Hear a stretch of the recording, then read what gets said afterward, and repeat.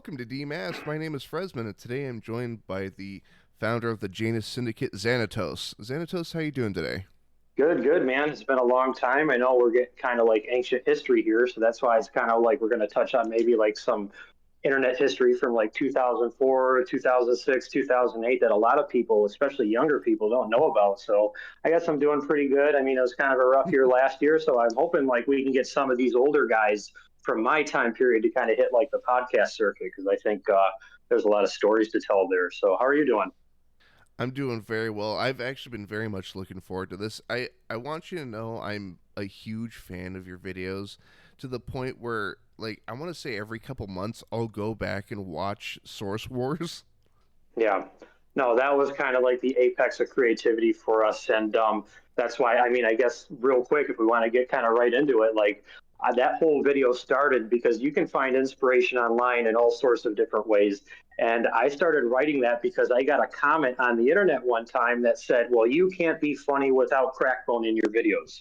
So right away, I'm like, well, I'm going to show you. And I started writing Source Wars. And then Steve, my friend Steve, gave all this great improvisation. And, that was clearly like the time of our lives in early 2009. And a video like that, of course, takes a month. But, when you put that much effort into a video, it is kind of hard for it to go viral because sometimes people are kind of turned away by some of like the production value, like they don't want to think as hard. Like we got the TikTok generation today. People don't want to think so hard about a video. They just kind of want to watch something that's 3 minutes and kind of easy to pay attention to. But that's a video that, yeah, I mean, that's a whole big production and it involved all kinds of people. And I reached out to other Machinima movie makers in Half-Life 2 and Source at the time. And, that kind of, the old internet was good because not everyone was on it. And I think nothing is a better representative than some of that early YouTube stuff from our day in like the late 2000s. So I appreciate that, man. Thank you for the praise. Like somebody said in one of the comments, like we're just trying to be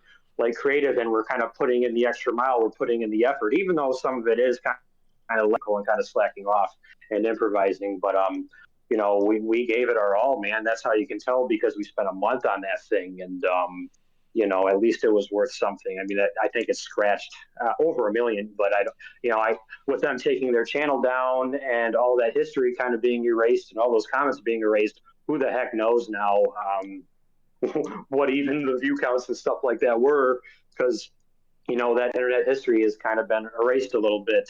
So it's a sad thing, but it's something that we're going to have to get used to, and that's why people online have been saying like we got to archive this stuff. So I know that's kind of a long answer and all over the place, but that it was one of my favorite things of all time. I mean, because it started on a dare, like, oh, you can't make anything funny without this guy, and it's like, well, I better get to work then.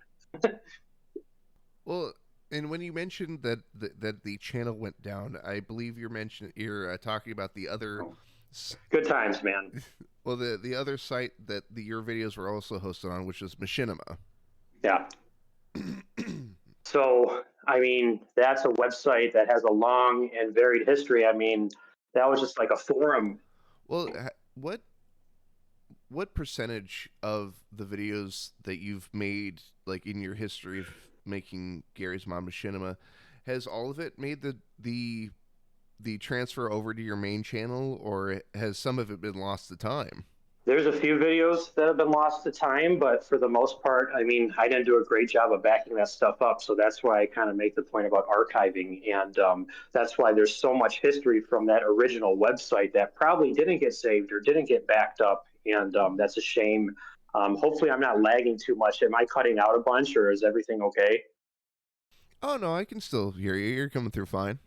Okay, good. Because I know I'm getting you a little bit laggy, but hopefully everything I'm saying isn't like cutting in and out because it did for you, but it's probably because I'm on like this public internet right now, and that's probably not a great idea. But it's okay. I'm at the library right now, but it's just that's why it's important to kind of talk about this time period because we're talking about a time period before YouTube where you had to download these things, and if you didn't have a great internet connection, you're sitting there waiting 2 hours to get your Red versus Blue episode or your whatever video from that website, and there were different platforms and stuff that you could download from, but sometimes those websites didn't have a very good foundation. So you're sitting there all day trying to download this 2 or 3 minute video. And, Red versus Blue was really the thing because they used to upload on that website a lot too. And I mean, that's because that's obviously their community, even though Rooster Teeth was its own thing and really kind of started a phenomenon. You're looking at '03 and '04, before YouTube, where you had to sit there and download these videos like it's like a Napster song, like you're on Napster trying to download Metallica songs. That's a time period that kids today have no idea what it's like, and hopefully we get some people from those time periods to kind of share some stories from those time periods. Well, then it's I think it's always a good thing to sort of look back and seeing like the way things used to be, and then like the weird changes that come with like the modern day. And I I've been curious. Do you think there is a place in like modern YouTube with how short people's attention spans have gotten that there's still a place for stuff like Red versus Blue and Gary's Mod Machinima and Machinima in general? Yeah, I mean, it really depends on how you approach it, like long form content or short form content. Obviously, today, if we fast forward 15, 20 years, it's all about like shorts and doing like the vertical phone format stuff. And I think really you can still do the long format stuff if it's done correctly, because I mean, you have these people making these 3 hour long podcasts today, and we can get into that discussion. That would take all day. And people, what they do is maybe they listen to it in their car, or maybe they listen to it at work. You're obviously not going to be paying attention for those whole 3 hours, but I mean, if it's a decent podcast, then yeah, people do tune in. But again, it's also this question of, well, people are kind of losing sight of editing and editing down things. And I mean, like, for example, we have this YouTuber, Carl Jobst, that speedrunner, and GoldenEye, speaking of the Anna Syndicate stuff, GoldenEye, he made like this 2 hour long video that really should have only been 30 minutes. So it's really a question of like what the best thing for your video is. And you should be able to recognize like, hey, maybe this 2 hour video should be 30 minutes, or maybe this 30-second video should be 3 or 4 minutes instead of it being edited so tight. And again, we've kind of exited this era of quality control. And, we can talk about the Machinima Directors Program later and how it started as a tight knit group with like, let's say 30 people. So, I mean, we were having no problem sending emails. You can hear stories from David. You can hear stories from Ross about how emails were just not being answered. And that's because they grew the program from 30 to 300. And they almost did that, I feel like, on purpose. And of course, it's a lot easier to deal with 30 people than 300 because, when we had 30 people in that machinima.com directors program in, let's say, 2009, it's easy to delegate. Well, this person is going to email these five people. This person is going to email these five people, and we can kind of go from there. But when we have a group of 300, things kind of self-destruct. I almost feel like they did it on purpose, and we can share some more stories about that. And you just have to really curate your content. And I feel like the TikTok generation, I think they kind of like have to be forced into a position where they have to really curate their content because they can only go on for 3 minutes. Like a YouTube short is only 3 minutes. But there is a way, like say long form content, like even our video so many times that people were basically Jesus, I'm getting a phone call, that people were telling me on my comments that we were sitting down while we were eating lunch. We were watching this video while we were eating lunch, and because it was a 10-minute video, so it's not like it's a 30-second thing that you're watching over and over again. So if you can do it in the right way that keeps their attention, as long as they can, like I say, they're driving in the car or they're eating lunch or something like that, there's a way to do it. It's just becoming harder and harder in this day and age because let's face it, there is too much content out there. And in our day, we kind of had an advantage because there was not a lot of people on the internet and there was not a lot of people that knew how to do it. Kind of, I could tell you stories about machinima.com having contests in the years leading up to 2008. And if you could just put forth the effort more than the other guy, then you are going to win something. you were going to be top three in something. And one thing I think I can be remembered as like a Half-Life 2 and Gary's Mod and Source and Counter-Strike content creator, and our group can be remembered. We were always like a distant number three to Ross Scott and DJY 1991, who made Idiots of Gary's Mod, David. We were always kind of a distant number three, and I guess being a distant number three is better than being in totally last place. So there is a way to do it. It's just you have to be really smart and you have to think it through. Like, there are ways to wing it, but that's easier said than done. And hopefully I'm not lagging and cutting out. That's why I'm trying to give these long-winded answers. So give you something to work with. Oh no, you're not cutting out. I'm curious. So you mentioned Ross Scott and DJY 1991 with Freeman's Mind and Idiots of Gary's Mod respectively. Do you think that sort of popularity contest, did it lead to any animosity towards these other creators, or was it sort of a friendly rivalry? It's probably a little bit of animosity because the internet was brutal back in those days. Like I could share stories from within our own group where we are trolling each other relentlessly and in ways that are totally not cool. But no, there was a competitive fire about the whole thing because that's why I maybe made some comments about Ross, or maybe I said some things about Ross that weren't cool because at the end of the day, and I've said this in my live stream with Richter Overtime and one of his friends, Dimbeek, you can check out their channels. Um, there was a competitive fire there, and at the end of the day, it was because you wanted to be better than the other guy. I mean, yeah. So it's like you go on Face Punch Studios forums back in the old days. For all you guys that remember what a great forum that was, and people would be like, "Oh, if you're me and you keep seeing your name number three, you're kind of thinking like, well, man, I want to be better than Daspo shit, or I want to be better than Kitty 0706. I want to be better than those guys. So there was maybe a little animosity, might not be the right word, more so jealousy, because Ross was a perfect example of a guy who was able to take his audience from the Machinima channel to his own website, to his own channel, and he played that brilliantly. And of course, I'm thinking like, well, I was an idiot.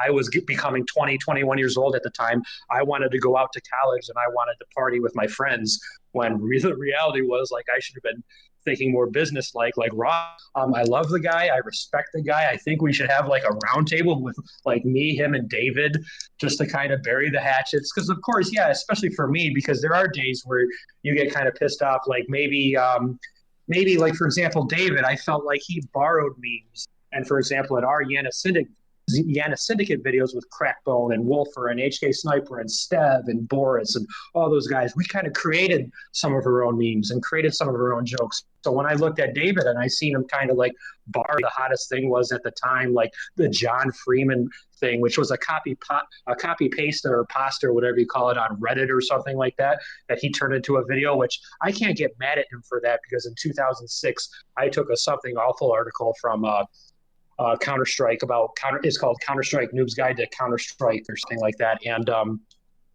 I took that and made a total video off that. David for stuff like that is highly hypocritical. So I hope I'm not trying to come off as a hypocrite when I criticize other people. But at the end of the day, I think it does come from a place where you just want to be better than that other person. So I really think it was friendly competition. Like I worked with Fancy Pants. He did some work on my second Source Wars video. And then I think because he thought I was like making fun of him a little bit, we kind of stopped talking to each other, and that kind of stuff happened a lot. Like when I made the first Source Wars, we can give a shout out to Elite World and Smooth View Films, and how I had Cortez do some voiceover lines, and when they saw the final video, they thought I was trying to slight him a little bit. When the reality was, it's like, well, I got to fit you in somewhere, and just because his character was like one of the first to die in the video, that wasn't a slight. But of course, everybody was on edge in those days because YouTube was kind of different back then, and now I feel like it's a lot of the same but different kind of stuff in 2026.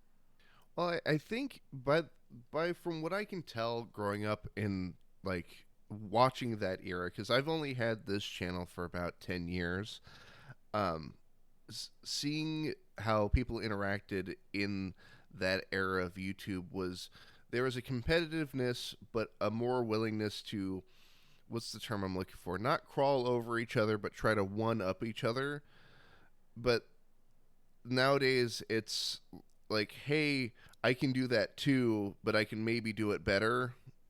Yeah, and the crazy thing too about it is like Sort of a you're leapfrog. competing with you being online, with you being on the internet, and with Half-Life 2 being a global phenomenon, you're competing people around the world, and that is kind of a hard thing to do sometimes. So you are trying to one up each other, and that's I guess what kind of kept things pretty fierce at the time, is because you aren't just dealing with people from your own country, you're dealing with people around the world, and you're also dealing with people that are kind of hard to work with.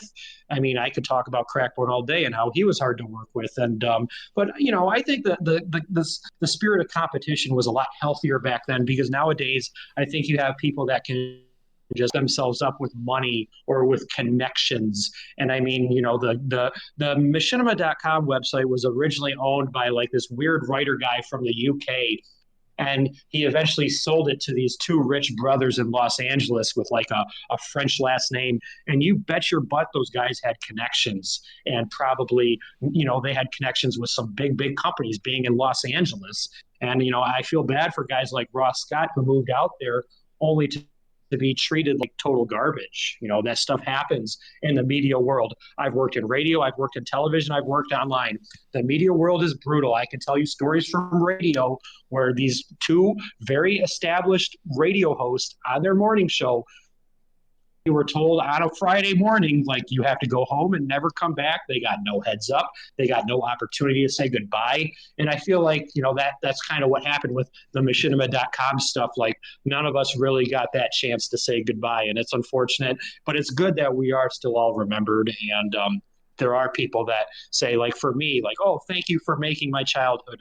And you know, that means a lot. You know, I wasn't making my videos like G-Man Squad with all that horrible language and Source Wars with all those horrible jokes and old references. Like, I wasn't doing that to corrupt like young minds. Like, we were just doing that to try and make each other laugh and try to have a good time. And unfortunately, our audience was a lot younger than I anticipated. And, you know, that's just, you know, because the young people want to look up to like the older people and see like what they're watching and what's cool with them. You know, that's kind of why Star Wars was so popular back in the old days. And I know I'm lagging a little bit. Hopefully, I'm not lagging too much, but I think we're good here for the most part. I'm not lagging that bad, am I? I'm really concerned about that. Hopefully, I'm not cutting out at all. If I am, just let me know. I no, you're actually coming through pretty clearly on my end. So I actually wanted to talk about past experiences because I believe I've withheld telling you about it, and I wanted to bring it up here. But you and I have actually interacted before. Yeah, your voice does sound a little bit familiar, so that's I kind of picked up on that a little bit earlier. I don't know who you are, but you know, I mean, just kind of dealing with people back in the old days. Like, I could just tell you groups or stories about groups like the Yana Syndicate, and I'm sure Icton was 300% the same way. It was very hard to maintain relationships. Like, for example, in my group, we had Steve, Boris, and Crackbone, and Steve and Boris went through periods where they would not even talk to Crackbone. And I know at the beginning, I would try to get right in the middle of that stuff and try and settle some of those arguments and settle some of those fights. But when we started turning like 20 and 21 and 22, it's like, well, I'm really not even going to bother with that stuff anymore. And I'm just going to ignore it. And that is why groups like mine and David's failed, because it's hard to, I mean, and it's a lot of work. And sometimes you got other stuff, like you got real life that you want to worry about, because, you know, I spent my high school, like, I didn't go to prom, I didn't go to homecoming, none of that. Like, I just tried to get out of high school early so I could go on the computer and check out some of this stuff online.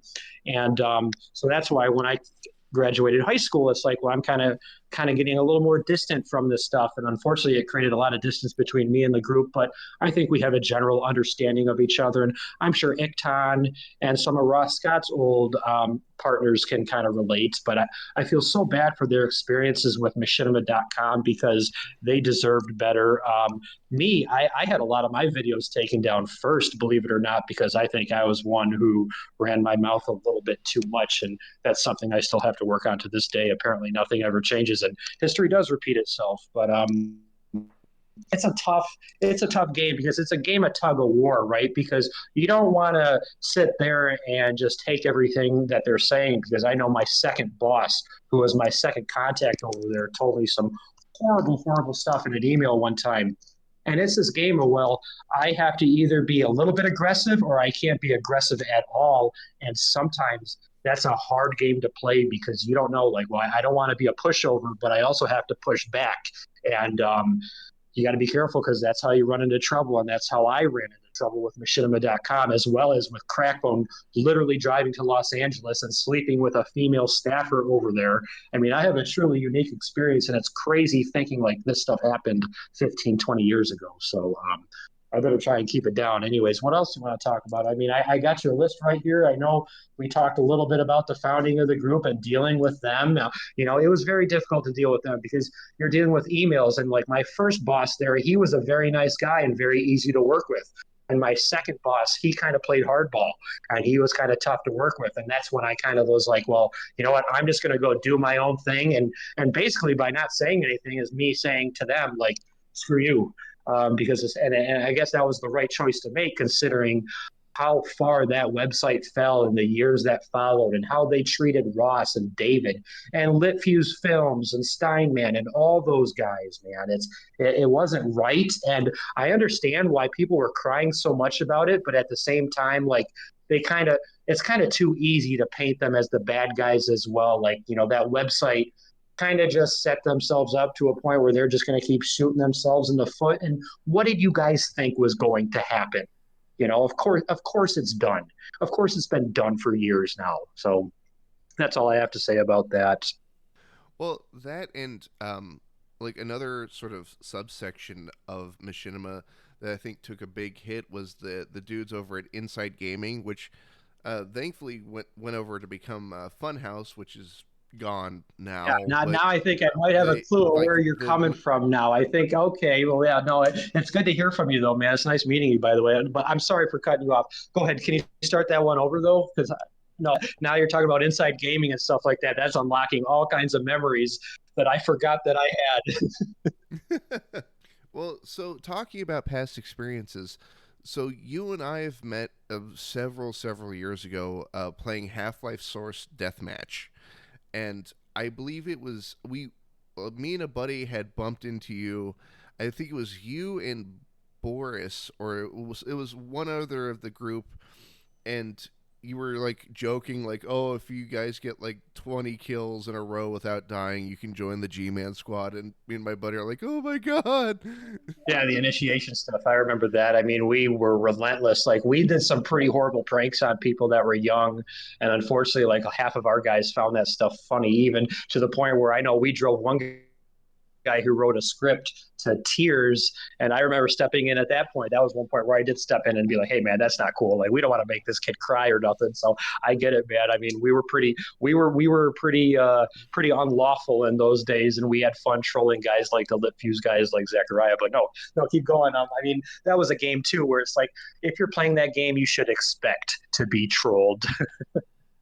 Well, like we were like I remember me and my buddy taking it seriously, like, oh, there's a chance we'll be able to make a video with these guys. But I remember the overall interaction being positive. You guys were very cool and actually did a good couple rounds of deathmatch, and I still hold on to that memory even nowadays. Yeah, no, I mean, I guess you caught us on a good day then, because I know I definitely had bad days. And of course, I've worked in television, and I know it gets pretty heated sometimes. And it did transfer over to the online world when you're trying to do some of this online stuff. I'll just say this, and I'm sure I've said this before, I know making some of those videos as a director and trying to direct 12 people, you're a straight up dictator where you literally would kick people basically because you want to act like you mean business, but you're really just putting them in timeout because you want them to come back because you have nobody else to replace them. So it was all kinds of funny business going on back in those days, like where you're trying to be intimidating, but you're also trying to be nice. And it's such, I've seen that so many times in my experience in the real world today, where you have to find that good balance. And some of that stuff is really funny looking back. Like, I know in one of my first videos in 2007, we made this elaborate setup with explosives and all this crazy stuff. Dirty Gary, I know I got a fan on my video. Somebody ran into all the explosives and set them off. And of course, I was really, really mad about it and kicked him. And it's like, all right, 5 minutes later, you can come back. So it's funny, like, because I was a straight up dictator back in those days. And sometimes I guess you had to. And then in other times, you're really just there to have fun. Like at the end of the day, you're sick of sitting at a Gary's Mod loading screen for an hour and you want to have some fun. So, you do kind of put your guard down a little bit, especially after like filming. Like if you were recording something that was really complicated, you did want to unwind after that and kind of have fun with people and just show your real side instead of like your dictator side. So Which would you say, like, out of the videos that you've made in regards to Gmod Machinima, what was like the toughest one to work on? Like the most harrowing project to kind of work through? oh boy, it's usually the ones that involve like custom maps and custom models because like for Counter Strike for Kids and Zachariah Scott of Litviews Films at the time really criticized this as like we just downloaded a bunch of skins off a website. We didn't have to do that much work, although we still made a few. But I know Source Wars, I guess, even though it was fun from beginning to end making that video in 2009, like the scene where Gary crashes through the Dust 2 doors, that took like 15 takes. And even though it was fun, like it was very hard to get that right because you're trying to do it the right way. And like somebody said in one of my comments, you're not just going to do one or two takes and just, okay, that's good enough. Like you're going to try and get it right. So the ones that involve like the really technical stuff, like the maps that break apart, and G-Man Squad episode so many people by the train map because there's a scrolling grass texture on the ground. There's a scrolling grass texture on the ground for G-Man Squad Up 5, and that's why it looks like the R-Wings are moving. I know that you can't even really tell, but that's one of the things that we did. Let me. Oh, geez, it crashed. Are you still recording? Sorry about that. I know there's going to be a lot of lag. You might just have to edit this a little bit. I hope I haven't. I know I probably cut out there, and I hope I didn't cut out too much elsewhere. But if you want to keep moving on, sorry about this, man. My phone is being a piece of junk today, and hopefully there wasn't a lot of cutouts. Oh no, you're good. I can cut out the empty space. Yeah, that's bad. My phone is screwing up. So, but no, I mean, again, like I say, kind of circle back to what we were talking about before. We did kind of inspire each other, or maybe even like you draw on an old movie or an old video game to take inspiration from, and that's what it's all about. You use whatever you can draw from, and of course, it led to arguments. I mean, I could tell you stories about G-Man Squad where we got into heated arguments about how to write the script because you don't want to always improvise things because that's not a great strategy either. But you also don't. Sometimes you don't want to script everything word for word either. So you just have to learn how to deal with a lot of these arguments and deal with a lot of these people. And I think nowadays we're kind of going back to simpler times where you really only have to deal with two or three people instead of what we were doing, which is dealing with like 10, 11, or 12. I mean, I can tell you right now what's a lot easier. So wherever you want to go from here, man.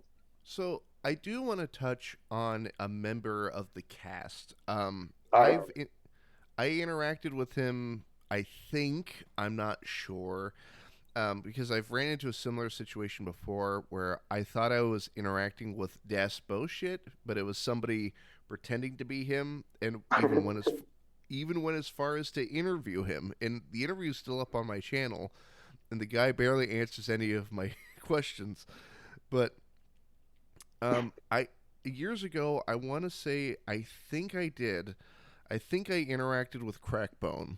Yeah, I mean, he would often hop on Zombie Panic Source a lot or some other weird mods like that. And, he didn't really announce his presence, so it's not like every time he joined, a million people followed him. So he was another one where it's just, like I say, there's a guy from Ohio named Metal Lizard who found him in a Zombie Panic server and thought this guy is like a once in a lifetime kind of character. So, of course, we invited him right over into our Ventrilo server, and the rest is history there.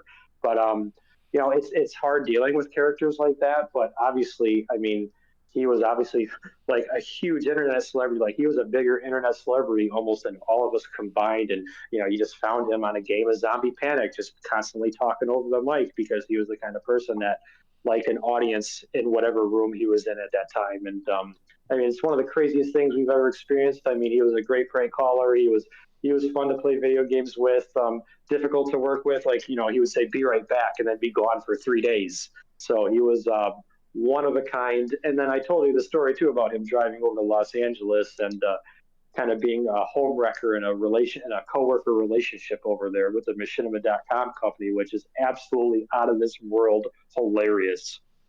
Do you ever have you kept up with him? Have you kept in contact, or is that fallen by the wayside? No, nothing. So, like I say, with him, he was kind of upset that some coworkers, and I relate to this because sometimes you don't want certain people in your life to find some of the stuff that we said online. But he had a coworker find his on your roof prank call, and he wasn't too thrilled about it. He started sending me a lot of angry messages. So I did take it down for a few years. But then he started kind of messing with me a little bit. So I kind of realized, well, 3 years later, he's not mad about it anymore. So again, and like, because I was mad about a couple of things that he did to kind of mess with me because he just kind of liked to prank whoever, right? I mean, he did discriminate. So it's not like he was trying to discriminate specifically against me, but he pranked somebody. I was upset about it. And I know I kind of told him to piss off. And unfortunately, we haven't really talked to each other ever since that moment. Like we used the messenger, we used the middleman to talk to each other the last time we talked to each other, which is fine. I think he kind of wants to hide. He did not want like internet stardom. He just likes to have like 50 to 100 people in a room where he can just kind of talk to them one on one, basically. And I get that. I mean, he's a little bit different. He's a little bit weird, and we all change our interests from time to time. But I get comments all the time asking me where he is, and what I want to tell these people is, you probably know just as much, if not more, than I do. So I don't really keep in track with anybody. I know we had a wild thing happen last year. I had a bad year last year, and then in the middle of it, Steve just randomly appeared on Fish Tank season 4 with Sam Hyde, like out of nowhere. And people were sending me messages like, Steve's on Fish Tank. And I was like really worried for a minute, but then I was super, super happy. Like it was probably the highlight of my year because I had a bad year last year. And it's crazy because he didn't give me he's not going to give me a heads up, but he didn't give, I don't think anybody a heads up. Like he just kind of let us kind of find out for ourselves. And, that's kind of how Crackbone rolls too. Like, they're not going to tell you like, hey, I'm back. You kind of have to do some digging and figure out for yourself, I guess. So if any of you guys are good detectives out there, then maybe you can figure that out for me, because I do not genuinely know. And we don't keep in contact. And of course, because of our situation and our videos, like he probably had to delete his Steam account or totally change his Steam account or delete all his friends on his Steam account because he doesn't want people to be watching what he's doing, and I get that, but I mean, it's been so many years now where he probably should not care. I mean, I'm 35 years old now, so I know I don't care anymore, and hopefully he doesn't either. I mean, yeah, we're still mad about some things going south 5, 10, 15 years ago, but at the end of the day, it's kind of been water under the bridge after all these years now. If someone were to locate him, would you want to maybe try to mend fences?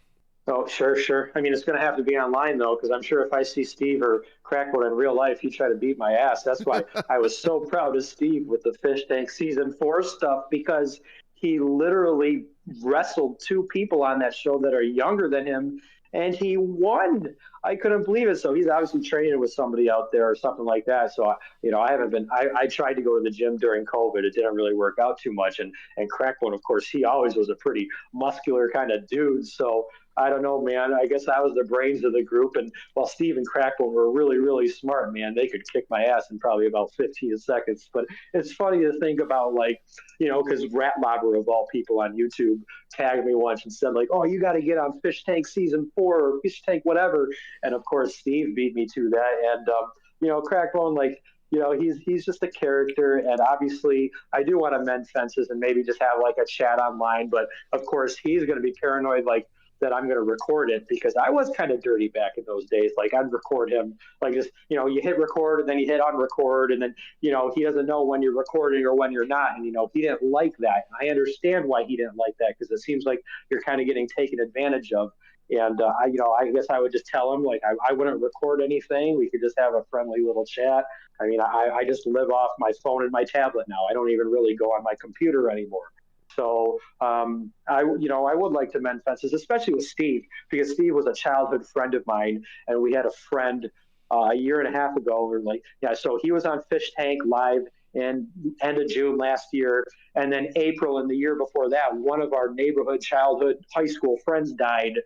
And because of that, I feel like Steve did the fish tank stuff with Sam Hyde as kind of like a homage to him, or at least to kind of, kind of as some kind of tribute, I hope.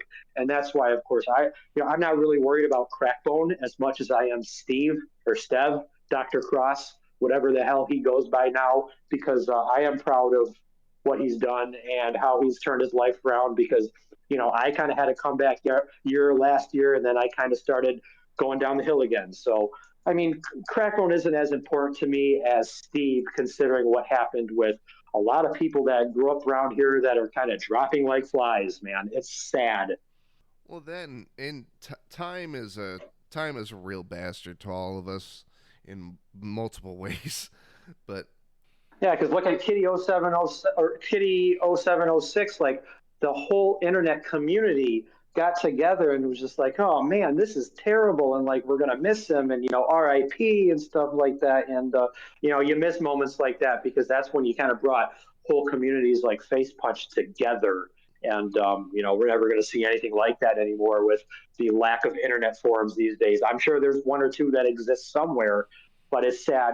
Time has really kind of changed things. Now people are on Snapchat. Now people are on TikTok. Now people are just doing Instagram stories, and we really have devolved in a way because there's just everybody is online now. To circle back to what I said at the start. well, I mean, personally, I might be looking at it from an optimist's point of view, but I hold out hope that something like what you've made with like the G-Man Squad and Counter Strike for Kids, and the work that DJY 1991 has made, and even stuff like Kitty 0706. I'm praying, hoping against hope that something like that comes around again. Even if I have to be the one to make it, even though I know for a fact it will be made poorly. Right, right. Well, hey, what can bring us all back together again is Half-Life 3, but I know that's Tyler McVicker talking and stuff like that. But one testament about all of our old videos, doesn't matter who you're talking about, whether it's Daspo or Kitty or Ross or me or Litfuse or whoever, DJY. These videos have lasted throughout time. Like people are going back. Like I still get comments on G-Man Squad episode 1 to this day, and that shows like these videos have stood the test of time. Whereas a lot of this stuff today probably will not, like the YouTube shorts and that sort of thing, because people can tell, even the younger generation, they can tell like you put some time into this, which is why I got that comment about Source Wars, where it's like you can tell like he didn't just do one or two takes, like he actually tried and put some effort into this, and I think we just have to kind of go back to that. And I mean, I don't know, man. Valve. I mean, I guess this is all in Valve's hands because Valve, it used to be a free for all with the modding community, and we can talk about how the directors program and how not everybody should be making videos and not everybody should be making mods, but they've really kind of cracked down on like the mods and stuff like that. So you're not really getting some of those creative types anymore, and we need you guys back more than ever. And I think maybe we should get some of us old guys back on like the podcast circuit, or we should start making podcasts together because that kind of content is better than a lot of the stuff I guess we're getting today. And I mean, hey, as Valve and Gaben, I know they don't like Counter-Strike that much because they ruined CSGO and replaced it with CS2, but all sins would be forgiven if you can just maybe give us something Half-Life related that's not Half-Life Alyx, because I could tell when Half-Life Alyx came out, like that was just going to be the flavor of the month. And while, yes, everybody was talking about it like crazy for 3 months, it kind of fizzled. And so maybe, I mean, I guess if they really want to go that route to try and bring back this community, like the Face Punch kind of types, then they'd have to maybe release a new title or a new game, even if it's like Portal or Left 4 Dead or something like that. That'd be better than nothing. So I don't know, man. I don't think they're going to do anything like that because at the end of the day, it all comes down to money and what product is going to make money. So true, but sorry, but so looking back at like the effort that has gone into your past videos, I'd argue that outside of like say like Red versus Blue, which is very heavily scripted and timed very specifically, when I look at something like Source Wars and just Gary's mod machinima in general, I think a lot of it also very much leans on how well the physics behave. Like, especially when I can't remember who it was, but it's somebody getting clocked by a cinder block. Yeah, and like Source Wars. So yeah, that's the whole appeal of Source was the physics because I remember when that came out in late 2004 and we got like the Counter-Strike Source beta. And I mean, as a young kid, you just wanted to play with the physics. And you mentioned Red versus Blue and how episode 1 started a whole firestorm. Well, the reason it started such a whole firestorm is because that was very carefully acted and prepared and executed. Obviously, they didn't have the tools at the time and they had to go back and make remastered versions and all that stuff. But they clearly knew what they were doing, and it inspired so many copycats. Like everybody wanted to create the Red versus Blue clone, and I mean, that's really again all these old school guys. I mean, these old school guys that I used to meet on Second Life, and we were talking about these videos. We're talking about the people before the website changed ownership into these Los Angeles guys. We would meet in Second Life and talk about all this stuff.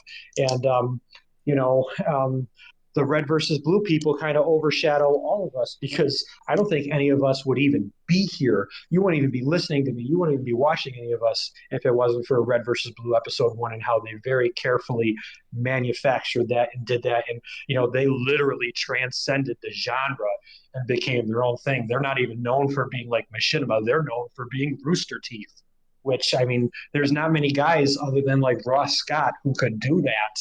And I'm so proud of him because, because think of how many people in Half-Life 2 wanted to make like Combine versus Rebels, or how many people in another game wanted to make this faction versus this faction. And it's just so funny how that one very carefully directed and executed video created so many copycats like me, because that's how I got my start. I watched the first 6 or 7 videos with my buddy Steve at his house. And then I went home and I wanted to look up Battlefield videos because I was playing Battlefield 1942 at the time.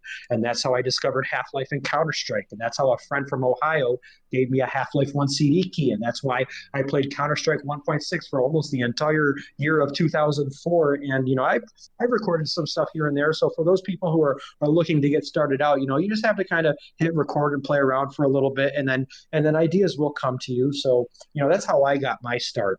Really, you acquire, quote unquote, a copy of the software Fraps, and you just hit record and you get a video editor and you go to town. Maybe you can find a video edit that you really relate to, that you like, and you can just go into your video editor and you try and copy that.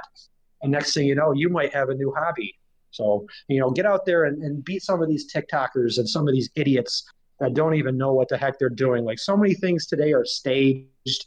And I mean, there's nothing wrong with something being staged as long as you present it in a way that looks good. That looks good. I mean, my favorite film director of all time, who I take so much inspiration from, was Stanley Kubrick. I made a video for 3 months one time parodying Doctor Strangelove. And, you do have to be a little bit of a perfectionist in your work. And I feel like if you're that, people will notice. And like on top of that, like the piece of advice that I give to people whenever I'm asked about like, hey, start a channel, well, like wanting to start a channel, is your first couple videos are gonna suck. Like, of course you're gonna stumble. Nobody ever gets it right out of the gate, but like that's that stumbling that will lead to, a better Yeah, rhythm in what because you're really, I don't mean making. to cut you off. You're looking for that big viral moment, and then you can kind of try and carry that momentum from that viral moment. Because eventually, if you keep making videos every week, which Machinima was very big on, like they try to force you into a contract where you make a video every week. If you keep doing that, eventually you are going to have some success. And because Counter Strike for Kids was a video that I made in 3 or 4 days, and of course it blew up like crazy. At the end, it had like almost 19 million views. And why do you think that is? Is because we didn't think about it too much. We just kind of struck gold. I think it was kind of like a right place, right time kind of thing. And that's how you guys have to look at it too, because maybe the algorithm gods will bless you and shine upon you and give you like a big viral video, and then you'll get all these subscribers, and then you can try and figure out, well, how do I carry that momentum from there? Because you look on social media and you see some guy get retweeted by Elon Musk and it gets a million views or whatever, and you got to figure out how to keep that momentum going while the iron is hot. And sometimes it's going to take a month to get to that point. Sometimes it's going to take a year. That's what I'm proud of, is like from 2003 on. I think it only took me 5 years to make Counter-Strike for Kids, and while I was not trying to make an overnight sensation at all. I thought the video was going to do nothing. Guess what? It did do something. It did a whole hell of a lot. So hang in there, guys. Don't lose faith. I know I feel kind of black pilled. I feel like I'm kind of losing faith myself at all the stuff I'm seeing online, like the stupid staged phone video crap where it's like, yeah, geez, yeah, this is real genuine. Someone's sticking a phone in their face and they're acting like that. But if you just kind of stay grounded, if you kind of have a goal in mind, you will get there. You will. You will. I like in that, and I think the effort, like when you mention Counter Strike for Kids, at least in the community that I grew up in, with like going through my middle school years and high school, Counter Strike for Kids was like quoted every day, and it's to a point now where even now I don't recall. I don't think I answered your question before we started recording as to how old I am. I turned 30 this year. Okay, so yeah, we're not that far off then. So yeah, we're in the same generation. That's good. I'm glad you're not one of the real young ones because I know like I get comments all the time about G-Man Squad episode 1 and how, oh my God, I was 6 or 7 or 8 years old when I watched this, and it's like that was not my target demo. I did not mean for that to be my target demo. And of course, you said about people quoting Counter Strike for Kids. Steve told me a funny story one time. Steve, who does the opening lines about tired of having you, kid, like he had somebody in a movie theater one time quote the video, and then somebody else in the movie theater quoted it back. So that's how much of a cultural impact it was at that time. Obviously, it's not anymore. But for guys like me, that's cool to look back and think about stuff like that. Like this happened, over 15 years ago. Well, I whenever I look back, I always, like I've even quoted it like recently. It's that 12 years old and already talking about drive-bys. I mean, we took some liberties in that video for sure. We borrowed some content from all over the place, so that's why nobody can be mad that like maybe we stole some of your stuff because we literally stole like 20 people's stuff for that video just because we were trying to make it in a big hurry. I mean, I basically woke up one morning and thought like, hey, I'm a Counter-Strike player and I haven't made any videos about Counter-Strike. And sure enough, that's a video that catapulted me to like kind of legendary status with machinima.com. And they called me that up until a certain point.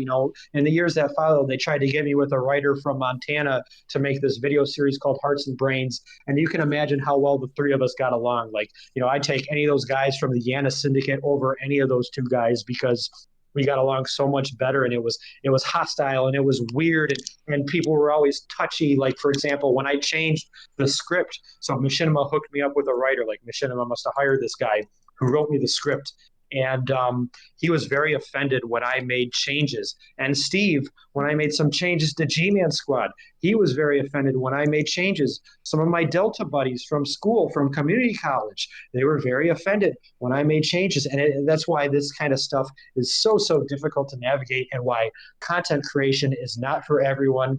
Making Half-Life mods is not for everyone. It takes a special kind of person, and if it's not you, then that's okay. Maybe your forte is something else. Maybe it's music, or I don't know. Maybe it's another video game. I just found my home in Half-Life and Half-Life 2 because of all the modding capabilities. I mean, back in those days, man, you buy Half-Life 1 and Half-Life 2, you can download thousands and thousands of hours worth of mods, and it truly was a time to be alive, and we should all be thankful that we were alive during that time. Well, that, and I'm like, to this day, I still play Gary's Mod, and I'm still incredibly thankful that there is a community out there still making stranger and stranger things. Like there's weirder shit out there, and I like, even looking back in regards to how do I word this? Looking to the past to then look forward to the future. I'm glad that people can look back at videos like Source Wars and Source Mod Todd and G-Man Squad and be able to not only glean meaning from them, but also sort of use that humor and make their own make it their own Yeah. in their own way. Yeah, because I mean, we go through this era now where it's like that Scooby toilet stuff, and I sure hope that is the future. I mean, I've had baby boomers in my life bring that stuff up to me, so I don't know, man. Again, the future looks a little bit grim. I don't want to be too blackpilling. I know I went on a live stream once with Richter Overtime and his friend Dimbeek, and I talked about like, oh man, the TikTok generation, we're screwed. Nobody has attention spans anymore. But you still can find good people out there. It's just a lot harder to find. Like you're going to have to do a little more digging. I mean, there's a million podcasts out there. That's why I think maybe we shouldn't be doing like podcasts with a lot of the Half Life guys, because then it becomes a situation where you have to go on my podcast and I have to go on your podcast and we have to do the same thing in 8 months from now. And I mean, that's not really good either, because that makes it a lot harder to find the good stuff. But I don't know, man. Hopefully this is recording, right? Because we've been going for an hour. Like, you are recording. Okay, Yeah, we're good. I am. Okay, I good. Yeah, am. make sure we Yeah. got this, man, because we've been going for a while. I just had the panicky thought of like, oh my god, I hope this all saved. Well, that's so like you. How do I word it? There's when I started my channel, there's this sort of small list of YouTubers that I've wanted to talk to since the sort of the genesis of this channel.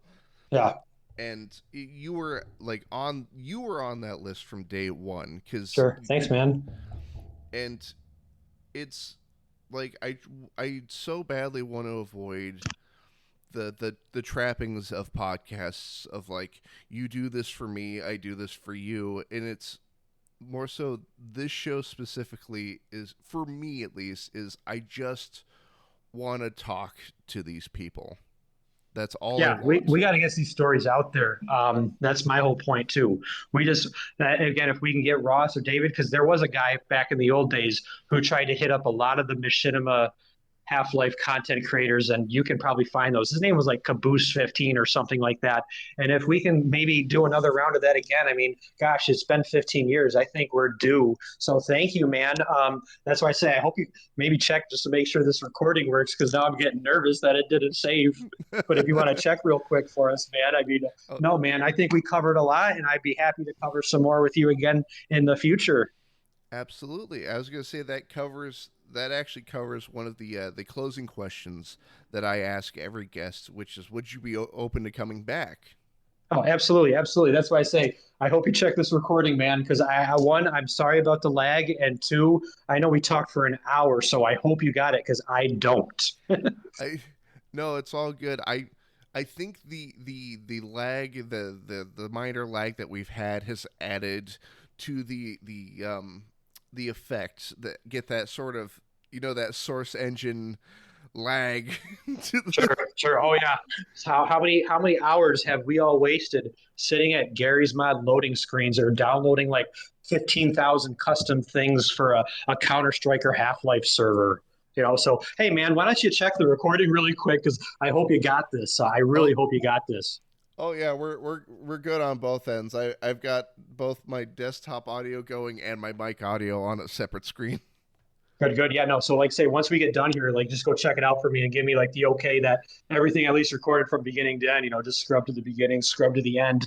And for those of you guys who want to get into video editing, man, all you really got to do is practice. I mean, obviously, shooting is not for everybody, editing's not for everybody, acting's not for everybody, voice acting's not for everybody. But if you can find your forte and you keep practicing at it, you'll find your niche. So, and that's where we all kind of belong to a niche audience too, and that's why it was so cool doing what we did back in those days, because that's why I had such a hard time in my personal life talking about some of these videos in those days, because how do you talk about this stuff? People don't understand this stuff, and it's going to get even harder and harder with the younger generation. So it's going to take us old guys and us young guys, whether you're 30, whether you're 20, to kind of help teach some of these younger folks, what the internet's really all about. So, hey, man, appreciate you doing this for me. You helped me as much as I hopefully helped you. So I will try to maybe clip a couple things and help you out here. So just like I say, make sure the recording worked, and I'll get back to you like right after we're done here. So Absolutely. And I wanted to take a note, just a moment to say that you mentioned having, a rough year, and I hope things are on the upswing, and I hope that when the next time we talk, things improve more and more and more. And I hope, I wish you the very best, is what I'm trying to say. Yeah, thank you, sir, for talking to me and listening to all this stuff. It helps to be kind of a superstitious kind of guy because I know last year was bad, but the year before that was kind of good. So if you're superstitious, then the trend should hopefully continue. I mean, I don't really buy into that nonsense, but it's better to tell yourself a lie than to sit there and keep feeling sorry about yourself. And I am sorry, guys, for everybody listening for all the woe is me attitude. Like I get that criticism a lot where I kind of act like woe is me, and I get it, man, because it is kind of depressing, kind of reading that stuff over and over again. And I will try it. And, we can all just keep trying to help each other and boost each other up. I know even back in the old days, man, I would get some nasty, horrible comments. Like I told you, Source Wars started because someone said, you cannot be funny without Crackbone. And guess what? I wrote one of the greatest things I ever wrote. So, use the right kind of motivation, but also don't be too hard on yourself, because where I run into problems is being a perfectionist, and that's impossible to do that over and over again. So go easy on yourself, guys. It's been a rough time since COVID. I think COVID changed a lot of things, but God bless you all. We wish you all the best. I'm rooting for every single one of you guys. Like, I know that's when I was so shocked when I seen Steb on Fish Tank Live last year. It's like, man, we all should have been on his team for this. It doesn't matter what we said in the past or what we did 10 years ago or what we did 15 years ago or what happened last year, And at the end of the day, we're all on one team, and hopefully we can all get back to that in the future, because people do hold grudges, and people do kind of have pettiness, but just try and take things in stride and do your best. Okay. But anyways, it's been really nice talking to you, man. And please confirm that the recording worked. we're still on. It's all good. And good. But no, I really appreciate you saying that, man. And that's why, even though I don't think I take my own advice, the stupidest thing you can tell people is to not give up. And I know that's very ironic for me to say, because I gave up on my YouTube career, but hey, you never know. Maybe it's one viral moment away. Like maybe something's going to happen in my hometown where I'm on the news, and next thing you know, there's Xanatos again. Stuff like this can happen. It might be 1 in a million, man, but you guys got to hold on to the dream. Hold on to the dream. So don't let your dreams be dreams, like that old Shia LaBeouf meme from years and years ago. We had a lot of good memes from the years and years ago that are long forgotten, and hopefully our internet history will not be completely forgotten. And you have some guys out there who go through archive stuff and can save some of this stuff, because I did lose some things to history, but at the end of the day, I don't really care. Yeah, it sucks, but some of that stuff, it's not going to be the end of the world if it goes by the wayside either. Absolutely. And with that, we'll bring this here interview to a close. Xanatos. Hey, thank you so much, man. I know I talk a lot. I talk fast. But this was great, man. Thank you for doing this for me and giving me this opportunity. It's all good. I've had an absolute blast talking to you. And yeah, man, this is a long one. We went over an hour. So confirm with me how long it was, and then whenever you want to post it. Looks like we just now crossed 1 hour on my end. Yeah, that works, man. Well, again, thank you again. I'll come text you here in a little bit, and we'll go from there. Absolutely. And party people at home, thank you so much for listening to us for this whole time. I've had, again, thank you, Xanatos, for coming on. This has been an absolute blast. Yeah, no, again, thanks for putting up with me, man, because I know I'm a little bit too much for some people, especially in old age. So thank you so much. It's no problem at all, I assure you. And but with that, party people at home, this has been Demasked. There will be links to Xanatos' channel, and what would you say you would put up there first? Counter-Strike for Kids or Source Wars? Oh, it's got to be Counter-Strike for Kids, man. I mean, because we've obviously had a few people even rip off like the title or try to use the title as clickbait, or they try to reference it in the gaming dogma. That's what people tell me is, oh, it's still referenced in the gaming dogma, which I kind of doubt. But people remember that video because it blew up right away and had like 18.5 million views. Because it takes a bigger nerd to watch some of the other stuff. So it's CS for Kids for sure. And plus, because it's got Steve in there and it's got Crackbone in there, we tried our best. We tried our best to be like a traveling circus of people, just to be different from the rest of the content creators, and that's something you got to do as well. Absolutely. And links to not only your channel, but the Counter-Strike for Kids will be in the description of this here video. And Xanatos, for the final time, thank you so much for coming on. This has been an absolute joy. Sounds good, man. Hey, confirm with me, and I'll talk to you here in a minute. Absolutely. And with that, party people at home, this has been Demasked. My name is Fresman, and I'll see all of you next time.